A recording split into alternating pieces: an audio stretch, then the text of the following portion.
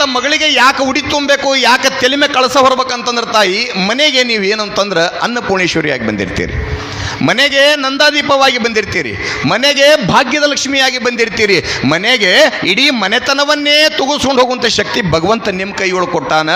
ನಿಮ್ಮ ತಲೆ ಮ್ಯಾಗ ದಂಡಿ ಹಾಕುವಂಥ ಉದ್ದೇಶ ಏನು ಅಂತಂದ್ರೆ, ಮನೆಯೊಳಗೆ ಗಂಡನ ಮೊದಲು ಮಾಡಿಕೊಂಡು ಅತ್ತೆ ಮಾವ ಬಂಧು ಬಳಗ ಎಲ್ಲರನ್ನೂ ಮೊದಲು ಮಾಡಿಕೊಂಡು ಈ ದಂಡೆಯಿಂದ ಆ ದಂಡೆಗೆ ಅಂಬಿಗ ನಾನಿನ್ನ ನಂಬಿದೆ, ಜಗದಂಬಾರ ಮನ ನಿನ್ನ ನಂಬಿದೆ, ತುಂಬಿದ ಹರಿಗೋಲಂಬಿಗ, ಅದಕ್ಕೆ 9 ಚಿತ್ತ ನೋಡಂಬಿಗ.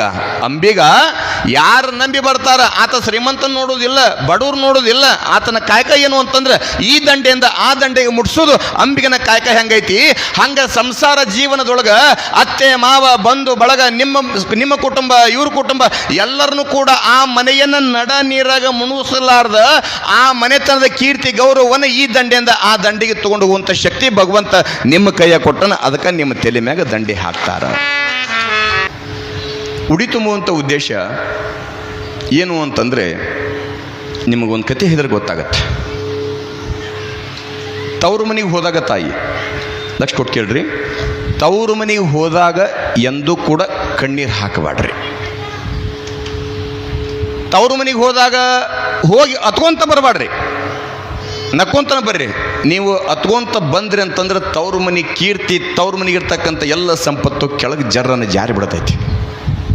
ಮನೆ ಮಗಳು ಎಂದೂ ಕೂಡ ಕಣ್ಣೀರು ಹಾಕಬಾರ್ದಂತಾರೆ. ಈಗ ನೋಡ್ರಿ, ಮನ್ಯಾಗ ಸಹಜವಾಗಿ ಮಗಳು ಏನಾರು ಅಳಕತ್ತಂದ್ರೆ, ನಿನ್ನಂಬಳು ಯಾಕೆ ಕಳ್ತೀವಿ, ಮನೆ ಮಗಳು ಕಣ್ಣೀರು ಹಾಕಬಾರ್ದಂತಾರೆ, ನಿಂಗೇಂದ್ರೆ ನಾವು ವ್ಯವಸ್ಥೆ ಮಾಡ್ತೀವಿ ಸುಮ್ಮನೆ ಅಂತಂತಿರ್ತಾರೆ ನೋಡ್ರಿ. ಸಹಜ ಸಿಟ್ಟು ಬಂದಾಗ ಹಿರಿಯರು ಅಂತಿರ್ತಾರೆ, ಯಾಕೆ ಮನೆ ಮಗಳು ಕಣ್ಣೀರು ಹಾಕಬಾರ್ದು ಅಂತೇಳಿ. ನಿಮಗೇನಾದ್ರೂ ಕೂಡ ತವ್ರ ಮನೆಗೆ ಹೋಗ್ಬೇಕು ಅನ್ನಂಗಿತ್ತಂದ್ರೆ, ತವ್ರ ಮನೆಯೊಳಗೆ ತಾಯಿ ಇರೋ ಮಟ್ಟ ಮಾತ್ರ ನಿಮಗೆ ಬೆಲೆ ಐತಿ. ತಾಯಿ ಇರೋ ಮಟ್ಟ ಮಾತ್ರ ನಿಮ್ಗೆ ಏನೆಲ್ಲ ಕಿಮ್ಮತ್ತೈತಿ. ತವ್ರ ಮನೆಗೆ ಹೋದ ತಕ್ಷಣ ನೀವು ಆಗಾಗ ತವ್ರ ಮನೆಗೆ ಹೋದ್ರೆ ಅಂದ್ರೆ ಕೂಡ ನಿಮ್ಮನ್ನ ಆರೈಕೆ, ನಿಮ್ಮನ್ನ ಜೋಪಾನ ಮಾಡೋಳು, ನಿಮ್ಮ ಯೋಗಕ್ಷೇಮ ವಿಚಾರ ಮಾಡೋಳು ಯಾರು ಅಂದ್ರೆ ತಾಯಿ ಅಂತ ಕರೆದಾರ.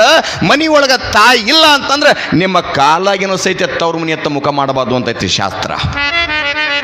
ಯಾಕ ತಾಯಿ ಇದ್ಲಂತಂದ್ರೆ ಏನೆಲ್ಲ ಸಂಪತ್ತ, ತಾಯಿ ಇಲ್ಲ ಅಂದ್ರೆ ಎಲ್ಲ ಸಂಪತ್ತು ಕೂಡ ಹೋಗ್ಬಿಡುತ್ತಂತ ತಾಯಿ ಹಿಂದ. ಆಶ್ಚರ್ಯ ಏನಾಗಿತ್ತು ಅಂತಂದ್ರೆ, ಹಿಂಗಿಬ್ರು ಗಂಡ ಹೆಂಡ್ತಿ ಭಾಳ ಚಂದ ಜೀವನ ನಡೆದದ. ಇಬ್ಬರು ಮಕ್ಕಳು ಹುಟ್ಟ್ಯಾರ, ಒಂದು ಗಂಡ ಒಂದು ಹೆಣ್ಣು. ಒಂದು ಗಂಡ ಒಂದು ಹೆಣ್ಣು ಯಾವಾಗ 2 ಮಕ್ಕಳಾಗ್ಯಾವ. ಸಂಸಾರ ಜೀವನ ನಡೀತು. 100 ಎಕರೆ ಭೂಮಿ ಐತಿ. ಅವಾಗ ಹಾಗೆ ಅಂತಿದ್ರು, ಹಾಗೆದಾಗ ಜ್ವಾಳ ಮುಸ್ತಿದ್ರು. ಈಗೆಲ್ಲ ನಾವು ಗೋಲ್ಡೌನ್ ಮಾಡೀವಿ. ಅವಾಗ ಹಾಗೆ ಅಂತಿದ್ರು, ಈ ಕಡೆ ಹಾಗೆವು ಕಮ್ತದ ಮನೆತನೊಳಗೆ ಹಾಗೆ ಇಡ್ತಿದ್ವು. ಜ್ವಾಳ ತೊಂಬಂದು ಹಗೆದೊಳಗೆ ಹಾಕಬೇಕಾದ್ರೆ 4 ಹಗೆ ಇದ್ದು. ಅವರು 4 ಹಗೆ.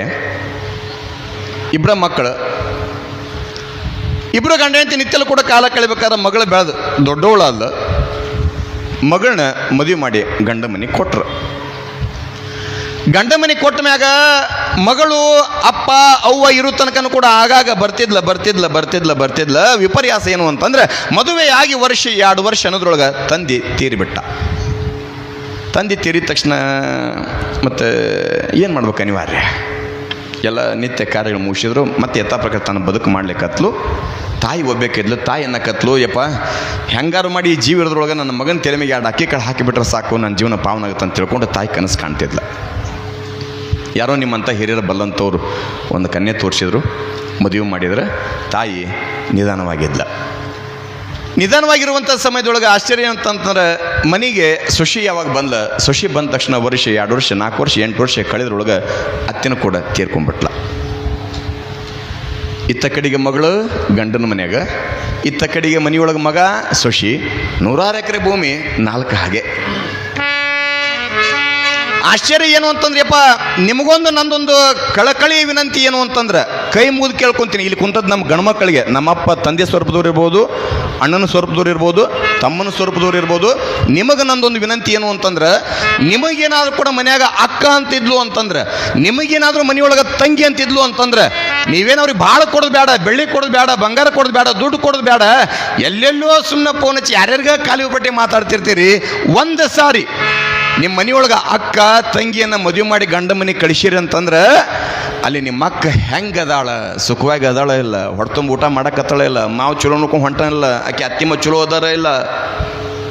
ಸುಮ್ಮನೆ ಯಾವಾಗಾದ್ರೂ ಒಂದು ಸಾಲಿ ವಾರಕ್ಕೆ ತಿಂಗಳಿಗೆ ಒಂದು ಸಾರಿ ಫೋನ್ ಹಚ್ಚಿ ಕೇಳ್ರಿ, ಯಾಕೆ ಆರಾಮದಿಲ್ವಾ ತಂಗಿ, ಆರಾಮದಿಲ್ಲ ಅಂತ ಕೇಳ್ರಿ ನೀವು. ಆಕೆ ಇಟ್ಟು ಖುಷಿ ಪಡ್ತಾವಲ್ಲ. ಗಂಡನ ಮನೆಯೊಳಗೆ ಉಣ್ಣಾಕ ಅನ್ನಿಲ್ಲ ಅಂದ್ರೂ ಕೂಡ, ಗಂಜಿ ಕುಡ್ದು ಗಂಡನ ಮನೆಯೊಳಗೆ ಬದುಕು ಮಾಡ್ತೀನಿ ಅಂದ್ರೂ ಕೂಡ, ಗಂಡನ ಮನೆಯೊಳಗೆ ಏನೇ ಕಷ್ಟ ಬಂದರೂ ಕೂಡ ನಿಮ್ಮ ಒಂದು ಫೋನ್ ಆ ತಂಗಿಗೆ ಆ ಅಕ್ಕಗೆ ಎಷ್ಟು ಧೈರ್ಯ ತುಂಬುತ್ತಂತಂದ್ರೆ, ನನ್ನ ಗಂಡನ ಮನೆಯೊಳಗೆ ನನ್ನ ಗಂಡ ದುಡಿದ ಇರಲಿ, ಹೊಡಿಲಿ ಬಡಿಲಿ ಏನೇ ಮಾಡಲಿ, ಮನೆಯಾಗ ಅನ್ನ ಹಾಕದೆ ಇರಲಿ, ಏನಾದರೂ ಕಷ್ಟ ಬಂದಂಥ ಸಮಯದೊಳಗೆ ನನ್ನ ಬೆನ್ನ ಹಿಂದೆ ನೀವು ಒಂದು ಫೋನ್ ಹಚ್ಚಿ ಕೇಳಿರಿ ಅಂತಂದ್ರೆ ಆಕೆ ಇಟ್ಟು ಖುಷಿಯಿಂದ ಗಂಡ ಮನೆ ಬದುಕು ಮಾಡ್ತಾಳಲ್ಲ.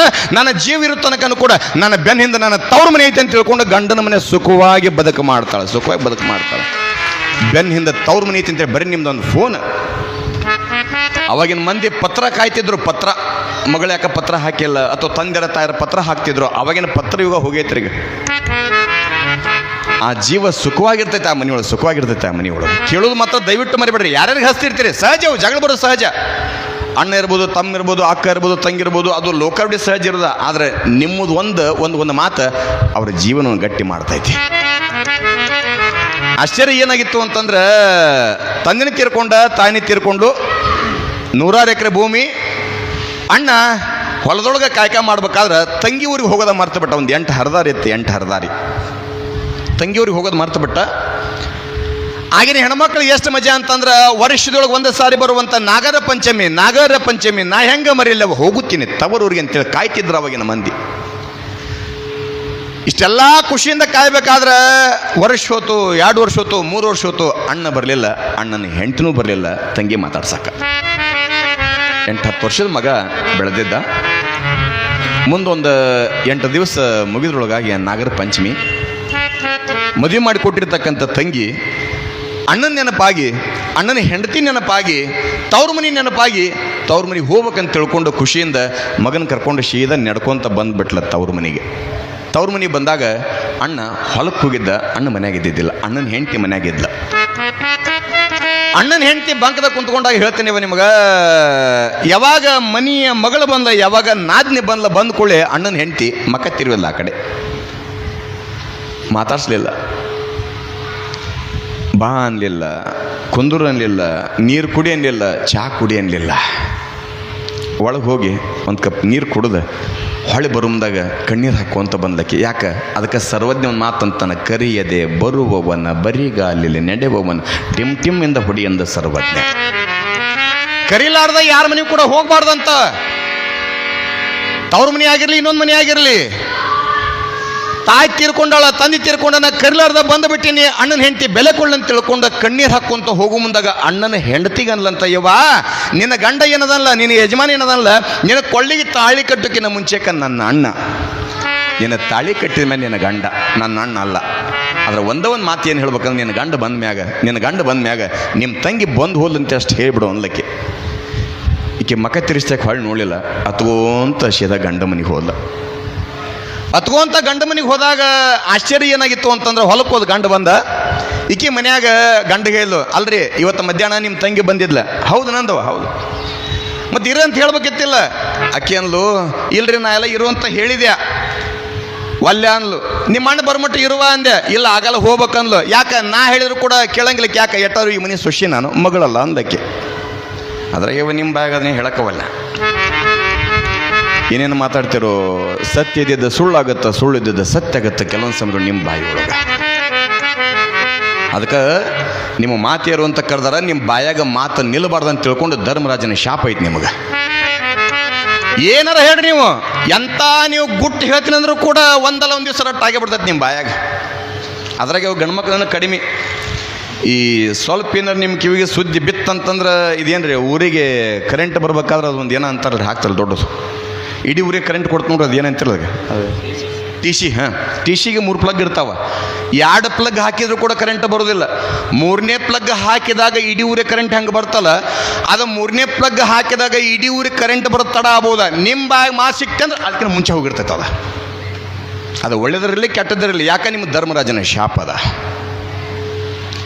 ಆಗಿನ ಸಮಯದೊಳಗೆ ಯಾವಾಗ ಈ ಮನೆ ಸೊಸಿನ ಎಟ್ಟಾದ್ರೂ ಕೂಡ ಈ ಮನೆ ಮಗಳಲ್ಲ ಅಂತ ತಿಳ್ಕೊಂಡು ಯಾವಾಗಂದ ಅಣ್ಣಗೆ ಸಿಟ್ಟು ಬಂತು. ಹೌದಾ ನಮ್ಮ ತಂಗಿ ಹಂಗೆ ಅಂದಳ, ಆಲಿ ಬಿಡ ಅಂದವ. ಹಿಂದೆ ಮುಂದೆ ವಿಚಾರ ಮಾಡಲಿಲ್ಲ. ಹೊಲದ ದುಡಿಮೆ ಒಳಗೆ ಕುಂತು ಬಿಟ್ಟ. ಮನ್ಯಾಗ ಜ್ವಾಳ ಖಾಲಿ ಆದವ.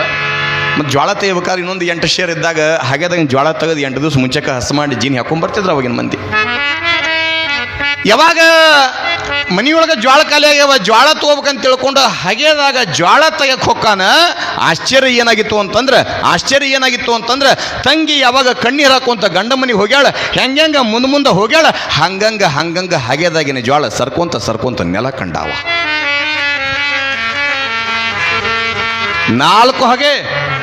4 ಹಗೆದಾಗ ಹುಡುಕ್ಯಾಡ್ರು ಕೂಡ ಒಂದು ಕಾಳು ಜ್ವಾಳ ಇಲ್ಲ. ಇಷ್ಟ ಆಶ್ಚರ್ಯನಿಷ್ಟ ಅವಂಗ ಏನು ಮಾಡ್ಬೇಕಂದ ಎದಿ ಬಡ್ಕೊಳಕತ್ತ. ಯಾಕೆ 4 ಹಗೆದಾಗ ಜ್ವಾಳ ಒಂದು ಕಾಳಿಲ್ಲ. ಏನಾಗಿರ್ಬೇಕಂತ ತಿಳ್ಕೊಂಡು ಅನ್ನೋದ್ರೊಳಗೆ ಗೊತ್ತಾಗಲಿಲ್ಲ. ಬಲ್ಲಂತ ಮಹಾತ್ಮರಂತೇಳಿ, ಗುರುಗಳಂತೇಳಿ, ಸ್ವಾಮಿಗಳಂತೇಳಿ ಹೋದ.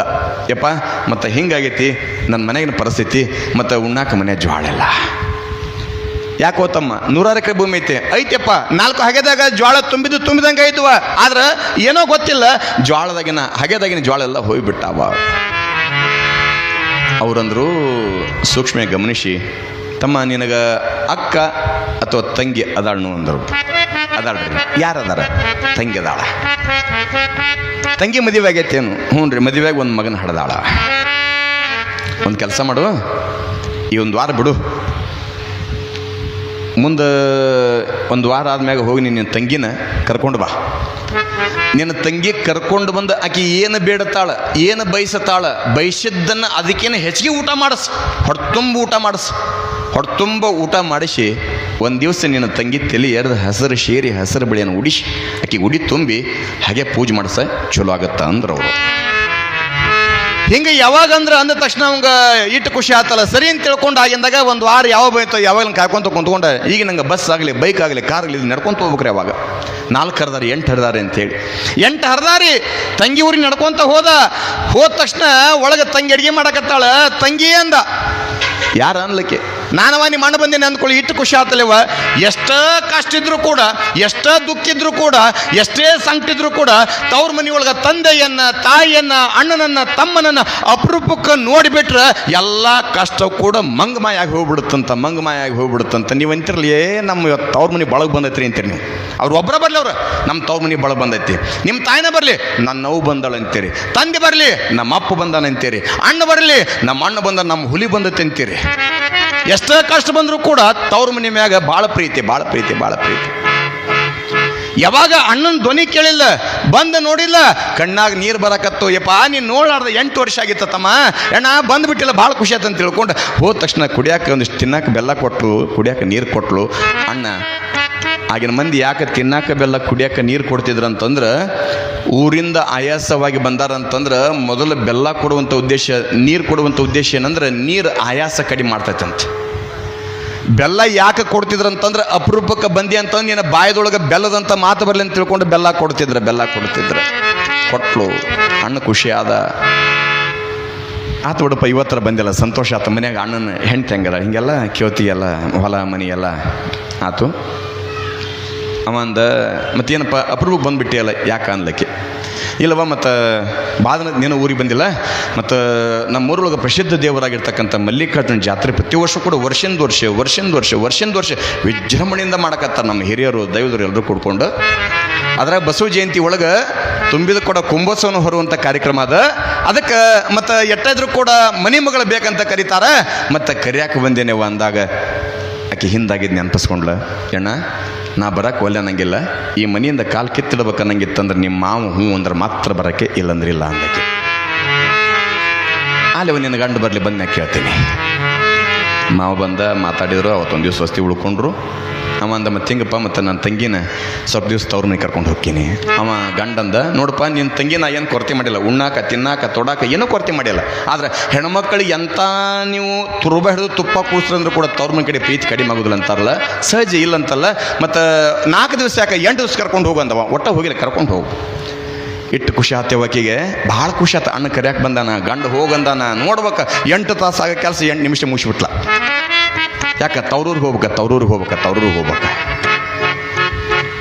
ಬುತ್ತಿ ಕಟ್ಕೊಂಡಾಳ, ಮಗನ ಕರ್ಕೊಂಡಾಳ. ಅಣ್ಣ ತಾನು ನಡ್ಕೊಂತ ಊರಿಗೆ ಬಂದಾರ. ಬಂದ ತಕ್ಷಣ ತಂಗಿಗೆ ಆರೈಕೆ ಮಾಡಿದ. ತಂಗಿ ಏನು ಕೇಳ್ತಾಳೆ, ಅದ್ರ 2 ಪಟ್ಟು ತಿನ್ಸಕತ್ತ. ತಂಗಿ ಏನು ಬಯಸ್ತಾಳಂದ್ರೆ 2 ಪಟ್ಟು ಉಣ್ಸಕತ್ತ. ಆಕೆ ಬಯಸಿದ್ದು ತಂದು ಕೊಡಕತ್ತ. ಆಕೆ ಅಂದ್ಲು 8 ವರ್ಷ ಕಾಣದೇ ಇರ್ತಕ್ಕಂಥ ಪ್ರೀತಿಯನ್ನು, 8 ವರ್ಷ ಕಾಣದೇ ಇರ್ತಕ್ಕಂಥ ವಾತ್ಸಲ್ಯವನ್ನು, 8 ವರ್ಷ ಕಾಣದೇ ಇರ್ತಕ್ಕಂಥ ಆನಂದವನ್ನು 8 ದಿವಸದಾಗ ನಮ್ಮಣ್ಣ ಕೊಟ್ಟು ಬಿಟ್ಟ ಅಂತ ತಿಳ್ಕೊಂಡು ಖುಷಿಯಿಂದ ನಕ್ಕೊಂತ ತವ್ರ ಮನೆಯೊಳಗೆ ಕಾಲ ಕಳೀತಾಳೆ. 8 ದಿವಸ 8 ದಿವಸ ಕಾಲ ಕಳೆದ ಮ್ಯಾಗ ಮುಂದೆ ಗುರುಗಳು ಹೇಳಿದ್ರಲ್ಲ, ಶುಕ್ರವಾರ ಸೀದಾ ಕಬ್ಬೂರ್ ಅಂತಕ್ಕಂಥ ಪಟ್ಟಣಕ್ಕೆ ಬಂದ. ತಂಗಿ ಕರ್ಕೊಂಡು ಚಲೋದೊಂದು ಬಟ್ಟೆ ಶಿಲ್ಕೋಸ್ ಅಂಗಡಿ ಕರ್ಕೊಂಡು ಹೋದ. ತಂಗಿಗೆ ಹೇಳ್ತಾನೆ, ತಂಗಿ ಈ ಅಂಗಡಿ ಒಳಗೆ ನೀನು ಯಾವ ಸೀರೆ ಬೇಕು ಆ ಸೀರೆ ತಗೋ, ರೊಕ್ಕದ ವಿಚಾರ ಮಾಡಬೇಡ, ನೀ ಮುಟ್ಟಿದ್ದು ಕೊಡಿಸ್ತೀನಿ ಅಂದವ. ಆಕೆ ಮನಸ್ಸು ಮಾಡಿದ್ರೆ ತಾಯಿ, ಮನಸ್ಸು ಮಾಡಿದ್ರೆ ಸಾವಿರಾರು ರೂಪಾಯಿ ಸೀರೆ ತೊಗೋಬೋದಾಗಿತ್ತು. ತವ್ರ ಮನೆಗೆ ನೋವು ಆಗಬಾರ್ದ, ನನ್ನ ಪರಿಸ್ಥಿತಿ ಹೆಂಗೈತೆ ಗೊತ್ತಿಲ್ಲ ಅಂತ ತಿಳ್ಕೊಂಡು 500 ರೂಪಾಯಿ ಸೀರೆ ಹಿಡಿದ್ಲ. ಯವ್ವ ಗಂಡನ ಪರಿಸ್ಥಿತಿ, ತವ್ರ ಮನೆ ಪರಿಸ್ಥಿತಿ ಹಿಂದೆ ಮುಂದೆ ಒಟ್ಟದ ಬೇಕಂದ್ರೆ ಬೇಕಾ. ಮೊನ್ನೆ ಒಬ್ಬ ಹೆಣ್ಮಗಳು ಶಿಲ್ಕೋಶಿ ಕರ್ಕೊಂಡೋಗಿ ಸೀರೆ ಕೇಳ, ಆ ಸೀರೆ ಕಿಮ್ಮತ್ತು ಭಾಳ ಐತಿ, ಆ ಸೀರೆ ಕಿಮ್ಮತ್ತು ಭಾಳ ಇರೋ ಸಲುವಾಗಿ ಗಂಡ ಆ ಸೀರೆ ಬಿಟ್ಟು ಬೇರೆ ಸೀರೆ ತೊಗೊಂಡು ಹೋಗೋ ಸಲುವಾಗಿ ಗಂಡನ ಜೊತೆ ಜಗಳ ಮಾಡಿ ಡೌರ್ಸ್ ಕೊಡಕೊಂಟಾಳಕ್ಕೆ. ಅದಕ್ಕೆ ನಾನು ಕೈ ಸೀರೆ ಕೊಡಿಸಿಲ್ಲವ ಅಂಥೇಳಿ ವಿಚಾರ ಮಾಡಿದೆ. ಇವತ್ತಿನ ದಿನಮಾನ ಅಕ್ಕಿ ಅನ್ಕೊಂಡು ನನ್ನ ಪರಿಸ್ಥಿತಿ ಅಂತ ಗೊತ್ತಿಲ್ಲ ಅಂತ ತಿಳ್ಕೊಂಡು ಸಣ್ಣ ತೊಗೊಂಡಾಗ ಅವನ ತಂಗಿ ಇನ್ನೊಮ್ಮೆ ನೋಡ್ಬೇಡ, ನೀನು ಯಾವ್ದು ಬೇಕಂತ ತಾನೇ ಕೊಡಿಸಿದ. ಹಸಿರು ಬಳೆ, ಹಸಿರು ಸೀರೆ ಇವನ್ನೆಲ್ಲ ತೊಗೊಂಡು ಬಂದ. ಮರುದಿವಸ ಬೆಳಗ್ಗೆ ಎದ್ಕೊಳ್ಳಿ ಹೆಂಡತಿಗೆ ಅದು ನೋಡು, ನನ್ನ ತಂಗಿ ತೆಲಿಯರಿ ಹಸಿರು ಸೀರೆ ಉಡಿಸ, ಹಸಿರು ಬಳೆ ತೊಡಸ, ಮುಡಿ ಒಳಗೆ ಮಲ್ಲಿಗೆ ಹೂ ತೊಡಸ, ಕಾರಣ ತಂಗಿ ಗುಡಿ ತುಂಬಕ್ಕ. ತಂಗಿ 8 ವರ್ಷ ಕಾಣಲಾರದ ಪ್ರೀತಿಯನ್ನು ಅವತ್ತು ಕಾಣಬೇಕಾದ್ರೆ ತಂಗಿ ಒಂದು ಮಾತಂತಾಳೆ, ಅಣ್ಣ ನನಗೆ ಉಡಿ ತುಂಬುವುದಕ್ಕಿಂತ, ನನಗೆ ಸೀರೆ ಕೊಡಿಸೋದಕ್ಕಿಂತ ನಾನು ಇವತ್ತಿರಾಕಿ ನಾಳೆ ಹೋಗಾಕಿ ನಿನ್ನ ಹೊಟ್ಟಿ ನೆತ್ತಿ ನೋಡಾಕಿ ನಿನ್ನ ಹೆಂಡತಿ ಅದಾಳ, ನಿನ್ನ ಹೆಂಡತಿ ಕಡೆಯಿಂದ ಉಡಿ ತುಂಬಿಸ್ಬೋದಾಯ್ತಲ್ಲ ಅಂತ ತಿಳ್ಕೊಂಡು, ನಿನ್ನ ಹೆಂಡತಿ ಉಡಿ ತುಂಬೋದಿಲ್ಲ ಅಂತ ತಿಳ್ಕೊಂಡು ಹೇಳಿ ನಿನ್ನ ಹೆಂಡತಿಗೆ ಏನೆಲ್ಲ ಕೊಡ್ಬೋದು ಅಂತ ತಿಳ್ಕೊಂಡು ಹೇಳಿದಾಗ ಅವ ಅಂದ, ತಂಗಿ ನನ್ನ ಮಾತಲ್ಲ, ಮತ್ತು ಮಲ್ಲಿಕಾರ್ಜುನ ದೇವಸ್ಥಾನದೊಳಗೆ ಸದಾನಂದ ಶಾಸ್ತ್ರಿ ಅಂತ ಪ್ರವಚನಕ್ಕೆ ಬಂದಾರ, ಅವ್ರು ಹೇಳಿದ ಮಾತೈತಿ, ಗುರುವಿನ ಮಾತಿನ ನಂಬಿಕೆ ಇಟ್ಟಿನಿ, ಅದಕ್ಕೆ ನಿನಗೆ ಉಡಿ ತುಂಬಾಕತ್ತೀನಿ ಆತ ಬಿಡೋನ್ಲಕ್ಕಿ.